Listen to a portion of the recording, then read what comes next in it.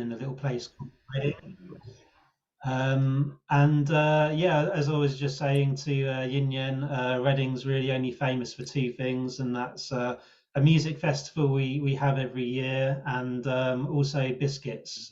We used to have a biscuit factory here, so that's the two things we're famous for. But anyway, yeah, so I'm here to talk to you guys about Web3, and this is just going to be really laid back. It's going to be sort of very basic and easy to understand. I'm not going to go into all the crazy technical terms that you may or may not have heard. Seriously, the industry has been, the amount of abbreviations that are banded around is absolutely crazy.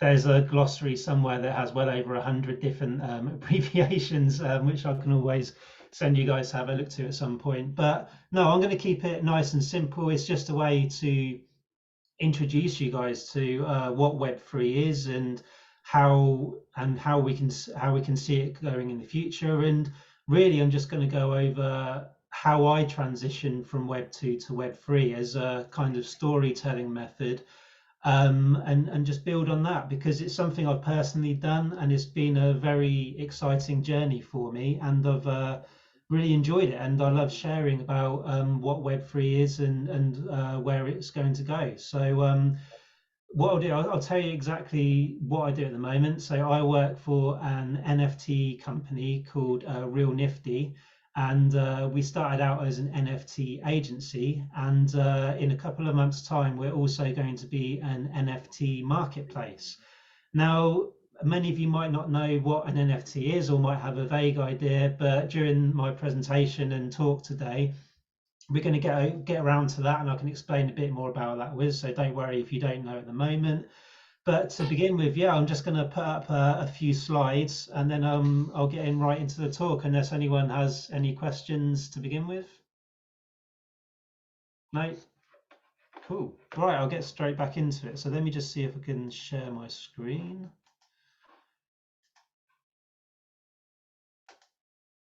Oh. So yes, transition from Web 2 to Web 3. So the aims of this web jam that has been so greatly hosted by you guys is to allow you for a basic understanding of what Web3 is. I'm going to talk through my personal journey from Web 2 to Web 3, so we can kind of get used to that idea of transitioning and why it feels like a transition at the moment. And it's also to allow those that haven't already to really take their first steps into Web3 and have that understanding of what it is on the basic level, which will then allow you to then go out and explore the world of Web3 at your leisure and just grow your own understanding from there. So this is what the aims are. And yeah, so my journey to Web3 has been an interesting one. So I'll start off with telling you about what I did in Web2 to begin with. So I've always been a massive music fan. It's been my life since I was young.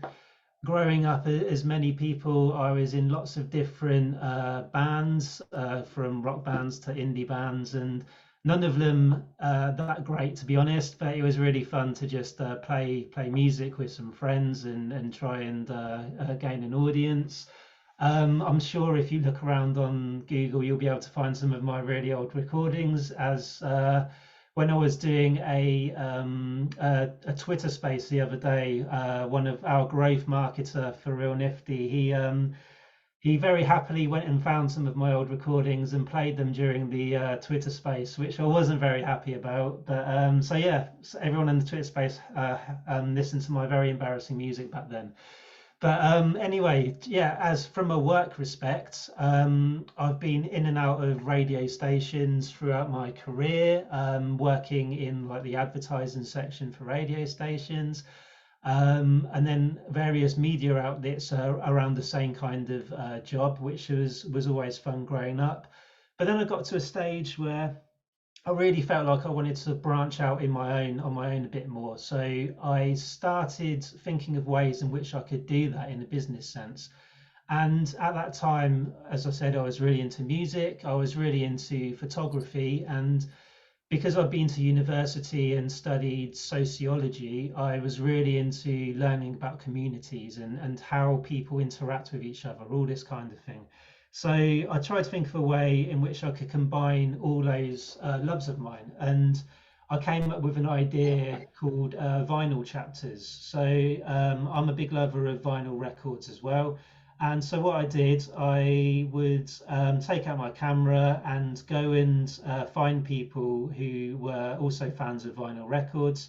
I get them to hold up a record and then get them to tell me the story about why they chose that record, and then take a photo and then start adding it all to this website that I created. And it just really blew up, and it started building this really nice community of people, and it really started growing. And these people just really started to open up to me in respect to how they reacted to the music, what they enjoyed about it, and it was just really fantastic to see. And I mean, some of these stories got really in depth about how music saved their lives, or some of the stories were really funny about one guy fell asleep on a speaker at a gig and the musician on stage had to wake him up. Obviously, he'd had a few drinks, I think. But it just really showed me the power of community and how it can grow, and that's what really in the end got me interested in Web3. So this all kind of built up, and I started monetizing vinyl chapters. I started hiring some writers and creating more of a website which included news, reviews, features, and interviews, and it was fantastic. But I started then thinking about more things to do with music and technology and the creative side. And that's basically what led me to Web3. So at this time, I started hearing about in the news about Web3, and yeah, I came up with this. I started hearing about this term NFT and how it was being introduced through the music industry into yeah, a new Web3 industry. And that's when I saw there was a project with the rock band Kings of Leon, where they were releasing an NFT with a vinyl record attached to it. And that's what basically really got me interested and took me to my next stage in the process. So if I just share my screen again. So this is basically what happened after this. Oh, hang on, this isn't working. There we go. I basically went to find out what an NFT was. And then I realized this GIF explains perfectly my transition to Web3. This is what you shouldn't do. You shouldn't just figure out what an NFT is and then go straight to that and figure out what it was.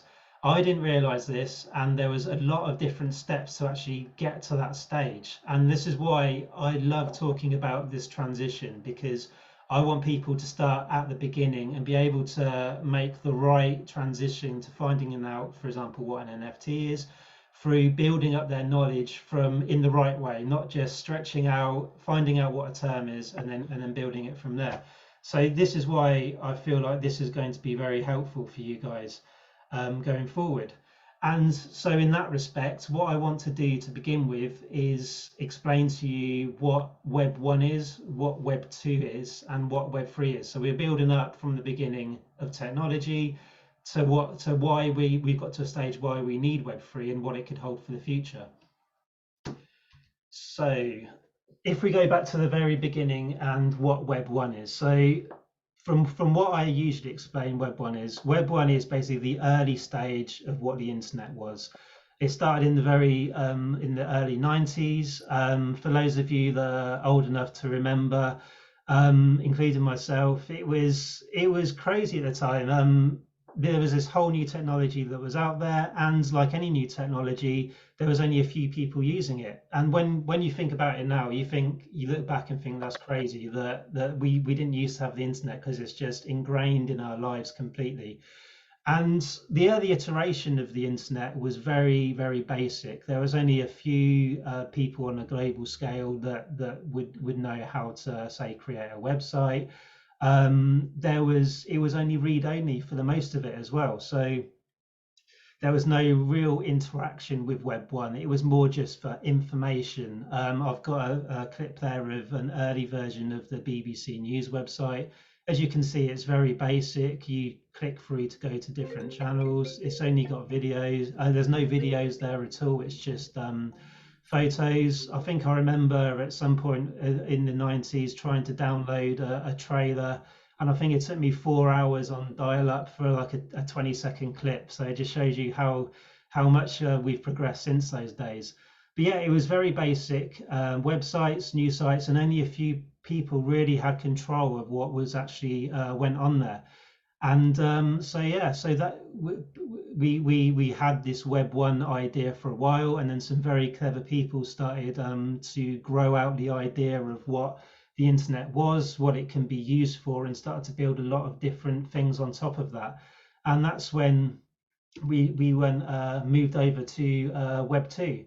And Web 2, I would say, was probably started around about early 2000s. So this is when a lot of different things happened, and a lot of stuff was thrown at us that we really, I guess, found quite hard to process to begin with. It was, again, Web 2 was another slow process, and this is where it kind of changed to more of a read and write platform than just a read platform. And there was a lot more interaction that happened within there. We started getting sites like Facebook cropping up, or MySpace was one of the first social sites that we had out there. We also had YouTube. We could watch these great videos on YouTube now and stream music and all these kind of things. And it's brilliant. People could actually, for the first time, interact with the internet and interact with the web, and actually form relationships with people around the world through social media, keep up with people with blogs. And the amazing thing was people started having a voice. Is this where they could go on Facebook and get tons of followers? They could spread their brand. Businesses could build their brands throughout the internet. Musicians started finding other ways to be able to find their audience. You had bands like, I know the Arctic Monkeys, for example, a rock band. They started out on MySpace sharing their videos, and that's where they grew into the massive band they are today. So it was fantastic to see, but at the same time, what Web 2 kind of ingrained into society is that they gave away their information for free. They gave away their data, and companies like Facebook and Instagram, and they would collect this information and use it to their benefit. So yes, these people might be able to make some kind of money from sharing information on those platforms, but at the end of the day, the platforms that they were on owned that content. They owned that information, and they were the ones that made the majority of money from the information that they gained from you. So it wasn't great, and it still isn't great in that respect. And this is basically where we move on to what Web 3 is. So Web 3 is the new iteration, or what we're moving towards at the moment. And not only is it read and write when it comes to being on the internet, but it's also earn and own. These are the next two big terms when it comes to Web 3. And it's that ownership that has really interested a lot of people. People are actually going to now, because of Web 3, be able to have ownership over their own information. They're going to be able to share exactly what they want to share, rather than having to give all their information to certain platforms. And we'll get into decentralization later on, but it also means that potentially there's not going to be any intermediaries between sharing this information. You can share it over what's called a blockchain, which means there's no intermediary in between. And it's really fascinating where it's going and what's going to happen. So we have all these new platforms that are starting to open up. I'm sure some of you guys would have heard of the metaverse, and I was just discussing with Yin Yan earlier. It's a bit of a catch-all term at the moment, but that's going to be more defined as we move on into the next generation of what that actually is. But the main premise for me of what Web 3 allows you to do, it allows people to earn and own their own information, but also be able to benefit from, say, secondary sales of information, if there's, or products if they want to sell that and have these things attached to it. So it's a very exciting time, and we can delve a bit deeper into it later on. But I just wanted to give you guys a bit more of a basic understanding of what Web 1, Web 2, and Web 3 actually is. So again, like I said, I think these are the three terms that I feel like are the most important when looking at Web3. And I'm not going to go into too much depth on it. I've tried to make it as simple as possible without diving too deep, so we can understand what it is. So you may have heard me mention blockchain earlier.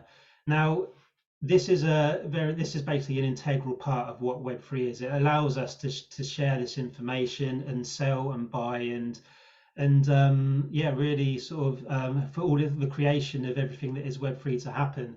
And it is very basic terms. It's basically an online ledger of transactions. That's all it is. So if someone, say, transacts some cryptocurrency, this will be added to the blockchain. And then it's called a blockchain because it is literally a chain of blocks that are attached to each other. And this kind of allows the system to be decentralized, which again I'll go into a bit later. But what you just need to understand is it's an online ledger of transactions, and they're indisputable. Once a transaction has been added to the blockchain, it can't be changed. And that's basically what the excitement is behind this. There's nothing to change what we have on there. There's no people that can really come in and attack and hack into that data. Once it's on there, it's indisputable, and that's basically why it's such a powerful tool. Now, cryptocurrency, obviously some of you may have heard of cryptocurrency like Bitcoin or Ethereum. So this is what's used to add transactions to the blockchain. And it can be used in a variety of ways, whether you're buying and selling this cryptocurrency itself, or whether you're using it to, say, buy NFTs or using it to buy other products. And again, every time you transact with a cryptocurrency, that is logged on the blockchain. So that's all you need to know about that as well. And NFTs. So NFTs you may have heard of. This is my bread and butter. This is what got me into the Web3 space itself. And these are, at the end of the day, digital certificates that show proof of ownership. So it could have a photo attached to it. It could have a video attached to it. But what it is just shows proof of ownership that can be undeniably agreed upon by looking at the blockchain. So as soon as you buy an NFT, again, this is logged on the blockchain, and then everyone in the world can see what that is. And I'm going to go more into that a bit later on, so you can understand the use cases for this. But yeah, for me, that's all you need to know about Web3. These are the big main points of it, and obviously I've taken you through what Web 1 is, what Web 2 is, and what Web 3 is. Now, it's going to likely to develop and change in the future, and what I feel is very important to understand is, like with the beginning of the internet, not everyone understands how it works. The internet, no, seriously, we all use the internet, and probably most of us don't understand the intricacies of what happens in the background. Now that's going to be the same as Web3. So at the moment, because it's a new technology, it's kind of more at the forefront, and you see all these people talking about all this technical jargon and how it all works and what's going to be happening next. But as the technology grows and as it becomes more usable, it's going to gradually be put into the background. So people will be, say, buying NFTs and they won't even know it's happening. They'll be using the blockchain and it will all be done in the background. So I think that's a good comparison to make is how the internet was in the early 90s.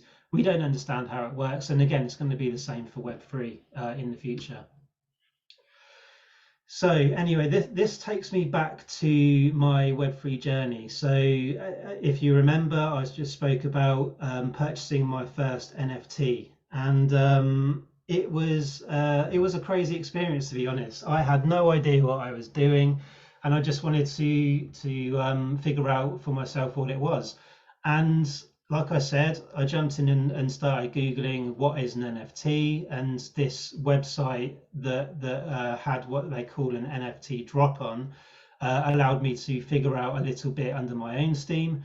but it was still very confusing for me. And yeah, so what I did, I went to this drop page, this website, which where I could purchase this NFT. And as I said before, it was featuring the Kings of Leon, a rock band. And what they had done to this NFT is they had not only attached this photo that you see in front of you as an NFT, so this is an image, but they'd actually attached a physical component to it. So if you bought the NFT, in the real world, you would be delivered the new Kings of Leon album that would come out.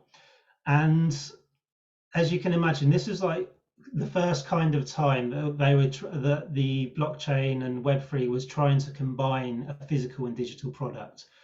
These days, it's a lot more simpler and it's a lot more easily used. But back then, it was very complicated to do, and they were kind of trying to figure out how to do it themselves. And so there was a lot of caveats when I actually purchased this NFT. So when I did purchase it, the physical aspect, this physical vinyl record, didn't actually get delivered to me until 10 months after I purchased the NFT, which was a long time to wait for a physical product. And the delivery cost at one point, they were trying to charge me $100 for delivery outside of the US. So it was a crazy situation, but at the same time, I realized that with any new technology, there's going to be caveats, and I think what really helped me out here and really made me more intrigued is that the company behind this, as what happens with a lot of NFT drops, had built a community around this NFT. So there was about 7,000 to 10,000 people within a social media platform called Discord that some of you may have heard of. And with these things that were happening, the fee of $100, the delivery date of 10 that took 10 months to arrive, the community really kicked up and they banded together and they said, no, this isn't acceptable. We need to change this. And then my brain just started going and just seeing that, hang on, this new industry is really listening to its community.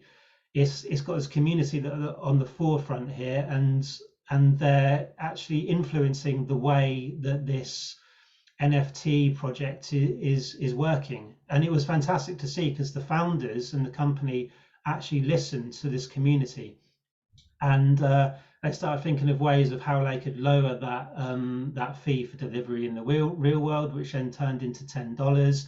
And then they started working on the how they could improve the delivery for drops going forward. And it just astounded me because from working on a lot of my Web2 companies that I've been in or working on Web2 projects, a lot of them didn't really listen to the community in this respect. Yes, they probably did some focus groups and that kind of thing, but listening to a community as a whole and being so involved with it was something very new to me, and something that has been birthed from Web3, which has been really interesting. So that was fantastic to see. And yeah, I mean, from this point, what I can actually send you after this call as well is how I tied this into my job at Vinyl Chapters. Was I wrote an article based around my whole experience because I wanted to share this with people in Web2 and just really showcase this new technology when it comes to integrating it with music and technology.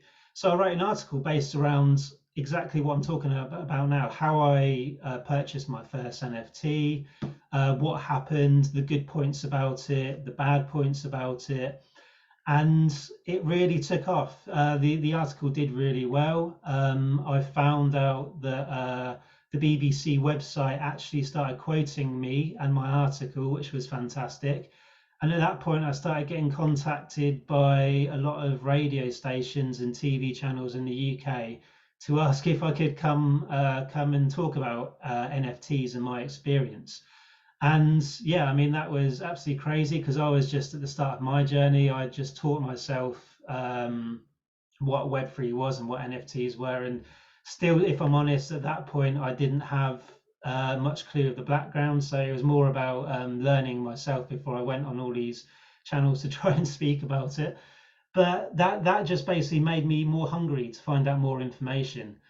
And from that point, what I did then was I started building my network of people, speaking to more people on LinkedIn and different network channels. And yeah, that's when I met the founder of Real Nifty, the current company I talked to. He had just founded the company, and he was exactly on the same wavelength when it came to trying to combine these physical and digital aspects and improving them. And yeah, that's why I decided straight then to throw myself into the Web3 world and actually join with the founder in trying to create our own agency where these problems could actually be solved a bit more. So yeah, that was it. I was fully initiated into the Web3 world. I had a lot of learning to do still, and a lot of connections to make. But that was basically my overall premise of how I actually found myself in Web3. And yeah, so then we then move on to the next question: is why Web3? I won't go into, again, too much detail here, but these are kind of the main points of why some people would say to you that we actually need Web3 now. I've discussed them briefly during this, but decentralization is one of the main things that people want at the moment. Um, for example, if you have your money in a bank, if you want to transact that money and send it somewhere else, there's an intermediary between you and that bank who look after your money. Now, this is great for some people. For other people, they might not trust that. And then there's people all around the world that don't have access to this kind of bank. So using Web3, they will be able to have their be able to purchase money without having that intermediary to store that money. So they can purchase a cryptocurrency and then move it to someone else without that organization in between. It's all done through what's called smart contracts, and it just automatically moves your money from one person to the next. And obviously, not everyone wants that, but that's where we come to the bottom point now, which is choice between Web 2 and Web 3. Some people want help with people controlling their information and people owning their information. Others want complete control over it and want to be able to control who sees their information and in what respect it's used. So I think it's important to understand that not everyone would want to transition to Web3, but some people want more control, and that's what it gives. And also, this is the first time on such a grand scale that we are able to create digital scarcity and digital value, which has been fantastic. If we come back again to NFTs, what NFTs actually allows us to do is create that digital scarcity, because every NFT is completely unique, which means, and it's also, when it's added to the blockchain, it can't be tampered with. So this is why you may have seen a lot of people recently having NFTs of cartoon apes that you might have seen called bored apes. Now, this is kind of a term that people really don't understand. People think, oh, why can't I just copy this image and save it to my desktop and then I have this ape? You can do that, sure, go ahead, but that doesn't mean like you own the rights to that ape, and it wouldn't have any value. The value comes from actually being logged on the blockchain and people wanting it. So like anything, it's supply and demand. And a lot of people, when it comes to these digital images of apes, find this absolutely ridiculous, that a cartoon ape can be worth, say, $200,000. And it all comes down to supply and demand. And if I'm being very honest myself, I don't see the value in that, but some people do, and that's what they're doing. But at the moment, there's kind of a backlash on these kind of projects of cartoon apes and cartoon animals, and people are actually veering away from them now. They're not creating them. They realize it was just a way to almost see what we can do with NFTs. And what's Jamie, happening? Yeah. yeah. I wanted to ask your attention for the chat because there are some questions popping up, Oh, okay. and yeah, perhaps you can take a look at it and help us with some answers and some Of thoughts about those. course. Let's do that instead. Yeah. Right. Where's the chat? Just bear with me. Right. Let's see what we have here. Yes. Okay, so I'll start off with Swarina. So just curious to know which year is this story. So yeah, this I actually got into the Web3 industry 2 years ago from now. So yeah, it's been a very quick process for me.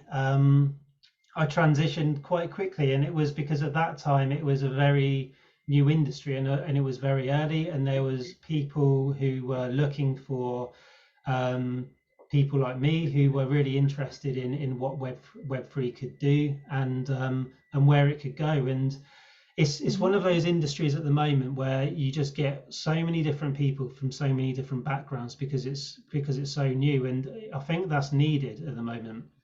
We need all those different minds to be able to move the industry in a direction that's dynamic, in a direction that, for example, moves away from just people seeing them as cartoon apes. And I think it's been fantastic to see the amount of people that have been engaging with the industry and being able to share their experiences. And because of this, it's a really diverse industry. We've managed to embed a culture of, say, mental health from the very beginning, which has been great, and everyone is just very friendly. And I think what you have to be careful of, if I do say one thing when you go into Web3, is it can be seen as a bit of an echo chamber now and again. So if you only associate with people that are already in the Web3 community, then you're missing out on finding out what people don't understand who are not in Web3. So you need to get people from Web2 or other industries to ask questions and allow them to understand about what Web3 is and try and solve those actually problems. Yeah. And I think both Courtney and Mark do have questions coming out from a Web2 world, perhaps asking to you in a Web3 world. Okay. Courtney, do you want to go first, or should I just read your comment? Yeah, they're quite serious. Yeah, you can just read it. That would be great.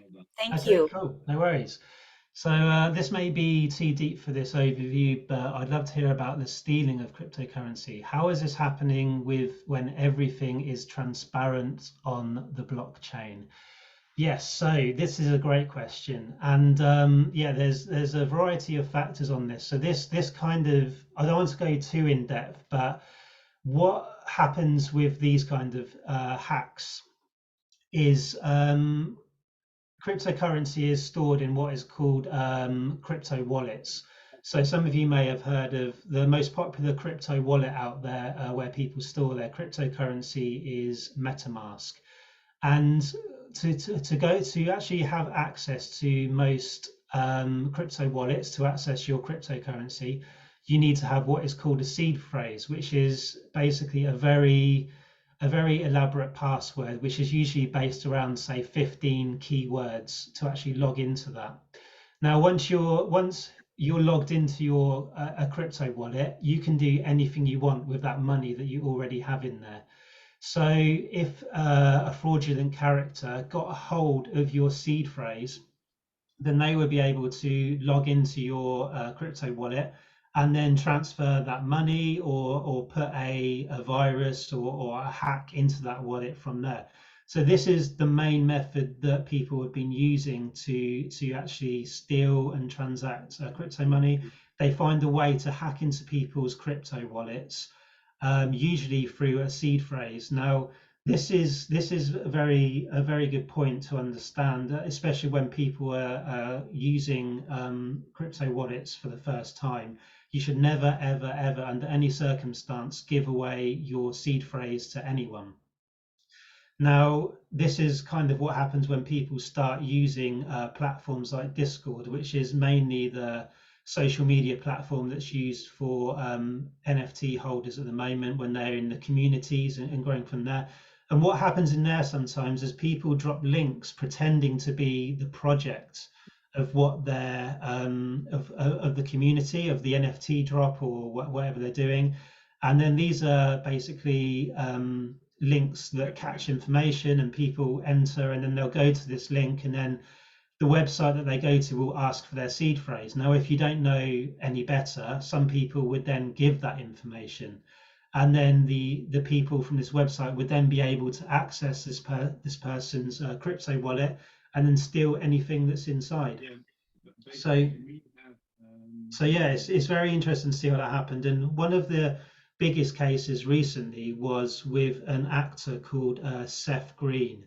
So his wallet was hacked. He actually had a Bored Ape NFT in there that was worth about £200,000, and these bad actors managed to get into his wallet and steal that Bored Ape. And the thing about this was that because he owned this because he owned this Bored Ape, he had the rights to this Bored Ape to use it however he wanted to, use that image of a cartoon ape however he wanted. And he had started the process of creating a television series based around that Bored Ape. Now, because it was stolen and given to someone else, he no longer had the rights to that Bored Ape. So he couldn't make this TV series anymore because he didn't have the rights. So he spent hundreds of thousands of dollars making this TV series, and then he couldn't do it. Luckily for him, sorry, go on. Yeah, Jamie, it's interesting when I think about it as human behavior, and it's a nice bridge to Mark's question about how do people interact or behave themselves to each other. And then it sounds to me, oh, it's just the same. People steal stuff if you're not careful. And that's exactly what Mark is also wondering. Like he said that Web3 is going to change the way we interact with one another online. What will be the changes that we see in terms of interaction? And I think that's definitely the space. Using our digital identities would be one of the things, and maybe you could elaborate on that, and then we can go into breakout rooms. Yeah, no, that's great. That's a great question, and I think in some respects it hasn't changed the way we interact with each other online, and in some respects it has. So an example of where it hasn't, there was for what we call an NFT marketplace where people sell and buy their NFTs, and the company Coinbase, they tried to introduce like a social media style platform to it, where people could comment on each other's NFTs. And as you can probably imagine, people started using these social media channels in a hate speech way to really sort of abuse each other. And again, it just shows the bad side of interaction in the social space. Yeah.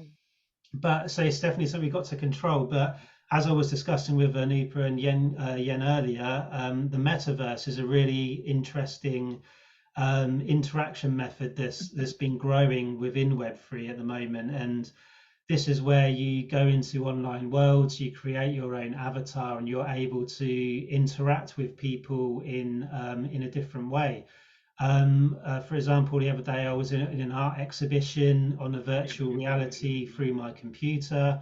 I even took part in a yoga class the other day within this virtual reality space where they had lights and sound flashing on the screen, and people were just like doing the breathing. There was someone leading it, and you had your character online just sitting on a yoga mat. So it's very interesting, and I think again it's just the next stage of making the world even smaller than it has already become, where we can actually have an identity online that we actually own ourselves, and we'll be able to be portrayed in a way that we want to be portrayed.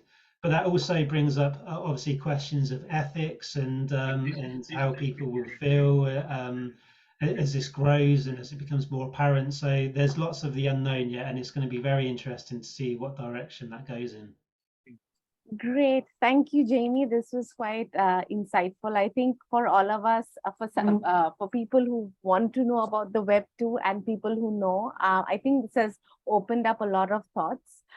Some I believe some we would agree with from the Web 2, some we may not. Maybe we would come up with new ideas and exploration. So that's what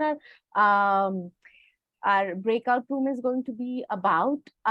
What do you think that the differences are? It could be something that you feel will join the Web 2, Web 3, something will bring it apart. So according to you, what do you think the differences are?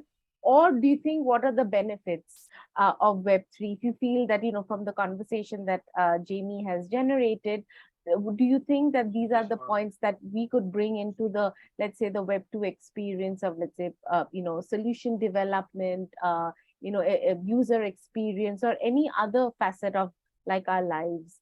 So Union, would you make the breakout room? Since we're a small cluster today, maybe we can just have two and have a group discussion. You don't need to write into the post-its, but just, have the conversation and see what comes up.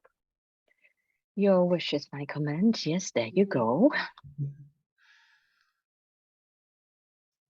So Jamie, now you can see everybody going into hyperspace. Yeah. That this is a form of like the metaverse. The metaverse happening in front of us. I might pick somebody to come back to me because I want his opinion, and that's Mark. Mark, don't go into the breakout room. Yeah, I was just going to ask, do you want me to stay? Yes, because you and I have a topic for this. And I introduced that last time as well. I'll just take a good look at everybody who is joining the rooms, are able to go. And Horia is in the room, exactly. Danny is still here. So we got Nick. Why don't we just, let me see. Yeah. Yeah, you can disable them. Yeah, room 2 is filled, and 1, 2, 3, 4, and we've got four persons in room 1. So I'll just leave it like this. Is that okay, Anupa? Yeah, I think this is great. Yeah. This is just to generate conversation. So I'm going to onboard Mark. Mark and I have been working on trying to get WWJ stuff made and sent over the world. So we have been creating t-shirts in the States, and we were trying to send them to countries as the Netherlands. That worked, but for example, Mexico and South Africa didn't work. And the topic is really, really, really small.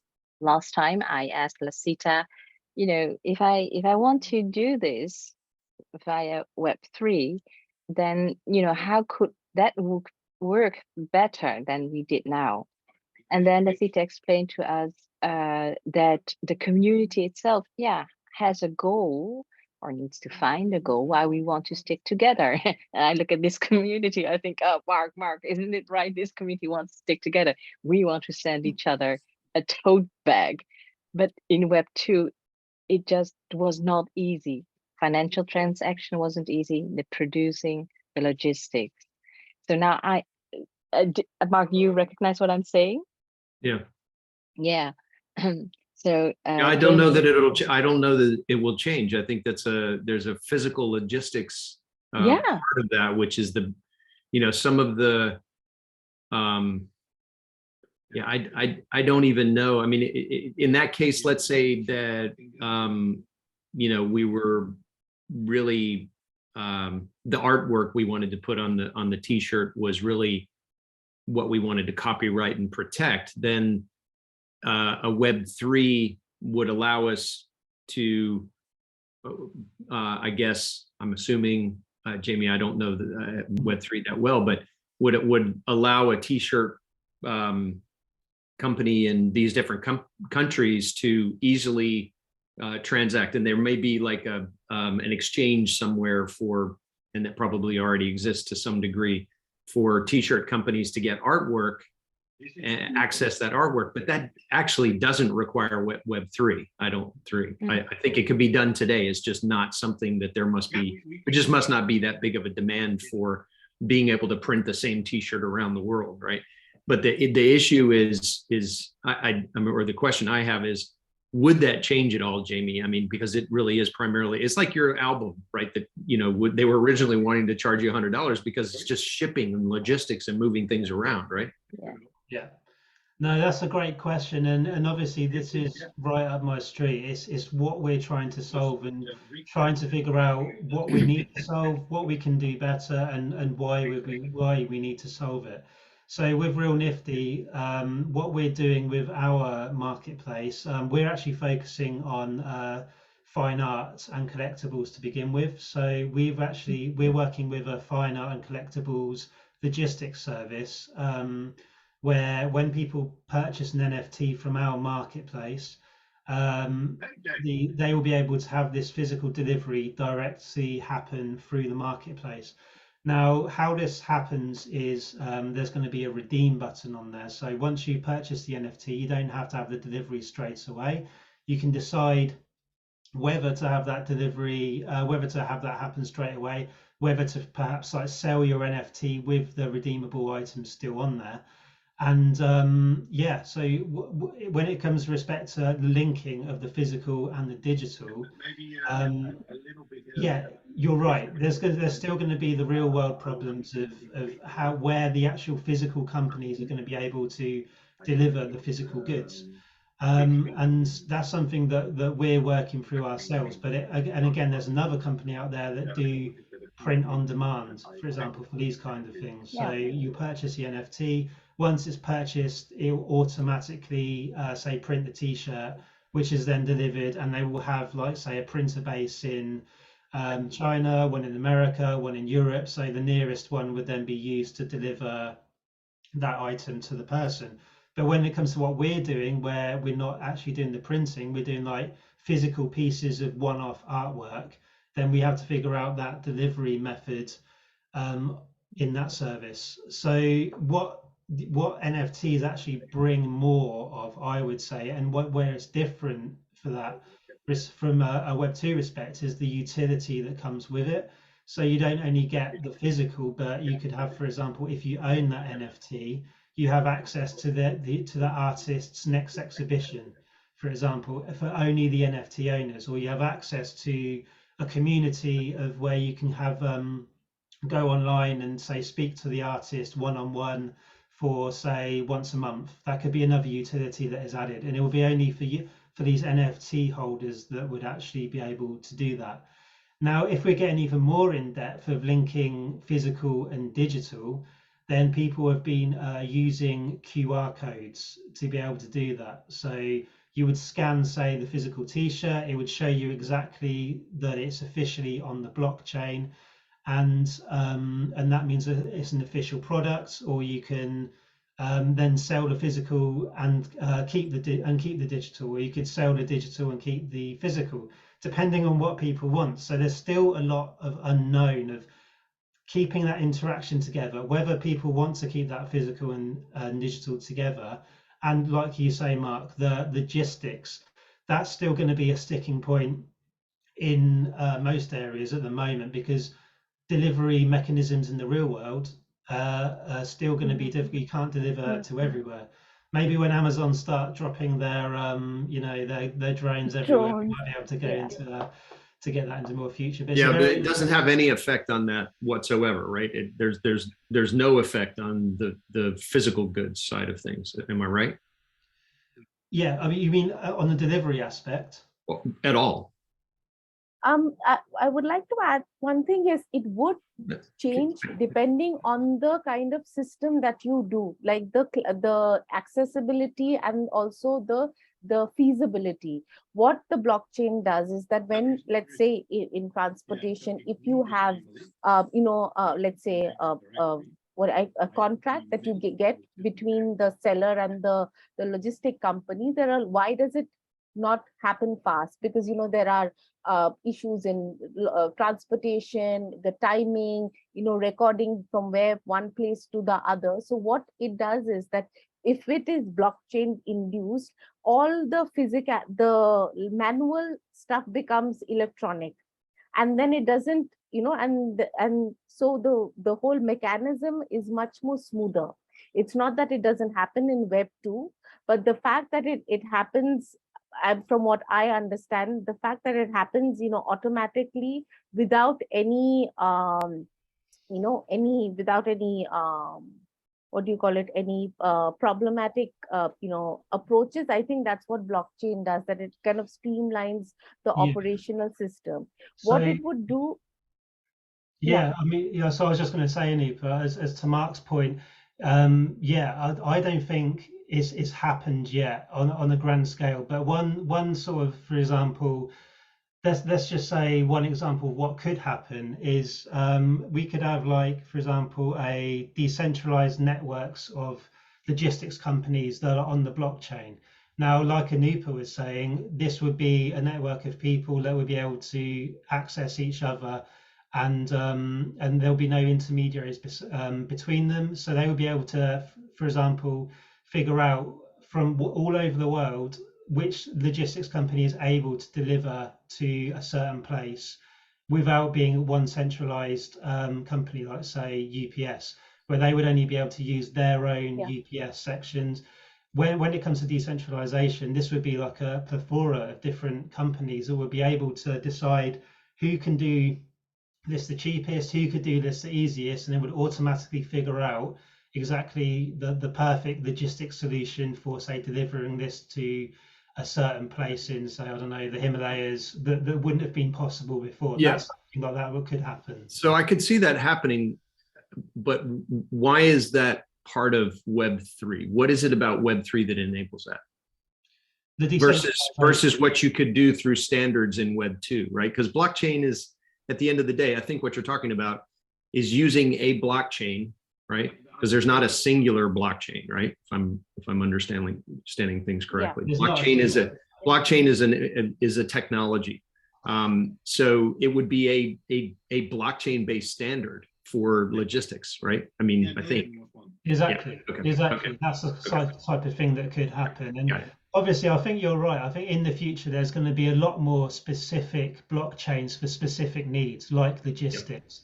Yep. And I think we're still very early at the moment, and I'm very excited to see where it goes. And it's going to be questions like yours, Mark, that are going to be pushing this forward. So we need to find out those needs. We need to find out what needs to happen to be able to build it into that direction, definitely. Yeah, and I think that's where the community building comes in, because I feel one of the main differences is that with Web 2, everything was very centralized. There was let's say there is Amazon, or there is one company that's doing everything. But with decentralization, what will happen? There'll be like 50 different types of, Wednesday web jams doing 50 different, actions, delivering the same outcome.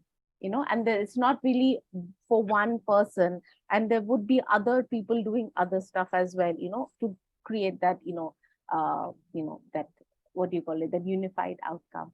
Now that we are back, thank you, everyone. Would you like to share anything in our popcorn feedback? Ask Jamie anything? Agree, disagree? Because I'm sure this has started a lot of debate.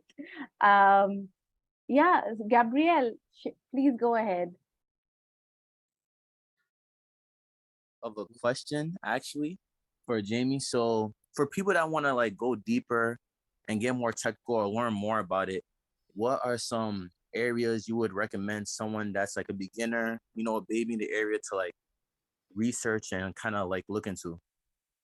Yeah, so that's a great question. And for me, how I started learning more was searching for articles on Google. My main point of call, to be honest, was really pushing my output on LinkedIn, and also joining in as many Twitter spaces around the subject as I can. I mean, this is where audio spaces have been fantastic to actually learn within a community, learn different people's points of view, and really just connect with people all over the world on what Web3 is, and just hear those different points. I think I mentioned earlier, it's important to not get stuck into an echo chamber of everyone just agreeing with you.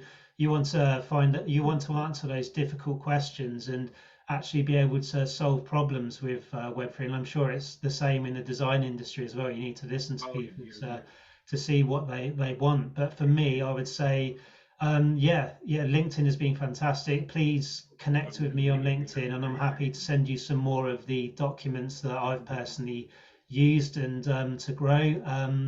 OpenSea has a great learning resources section on their website, so I definitely check that out.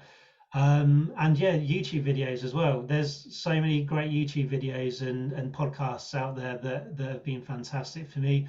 There's one by a woman called Laura Shin. He's great. She does podcasts with guests leading up from the very beginners side of things to the very more technical, and that's been great. And I've recently been, if you're looking for an NFT podcast to learn more about that, there's one called NFT and Chill that I was recently a guest on, so it's worth checking that out on Spotify or Apple Podcasts. Again, it's just a very nice and chilled back podcast that really sort of takes in guests and lets them know and teaches you all about the basics of Web3.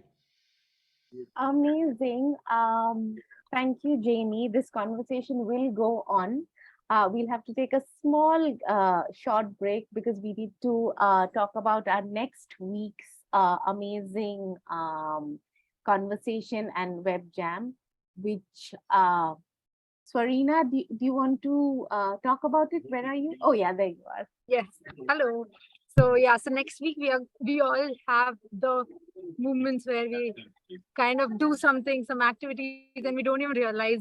So the whole plan of next week's web jam is focusing on those unconscious thought processes that goes behind in our head, in our personal daily routine, as well as try to use the same mindset to professional and global topics. So I hope you guys can join and will enjoy discovering something new about yourself and your thought process. Awesome. Thank you so much. Union, should we stop recording and say bye to you? Like bye to the recording? Yes, let me help you over there. Bye for those who are on YouTube.